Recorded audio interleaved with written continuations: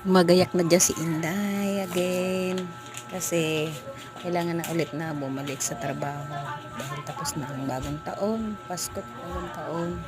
Kailangan naman natin maghanap buhay sa ating pamilya. Kaya ito, balik na naman tayo sa ating trabaho. Buwan na naman ako makakauwi dito sa bahay na ito. Laging ganyan, initiis ang lungkot para lang makapaghanap buhay at makapag-aral yung aking dalawang chikiting. Ganun ang patakarang Inday sa buhay.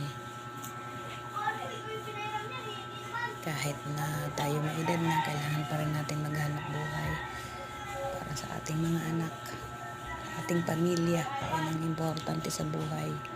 Kasi kapag hindi tayo maghanap buhay habang tayo malakas pa, baka pagsisihan natin bandang huli na kung kailan tayo ugod-ugod na tsaka tayo makapag-isip na kailangan natin maghanap buhay. Pero ito, ako nagsusumikap para mabuhay ng marangal ng maayos at makapag-aral ang aking anak. Thank you, babush!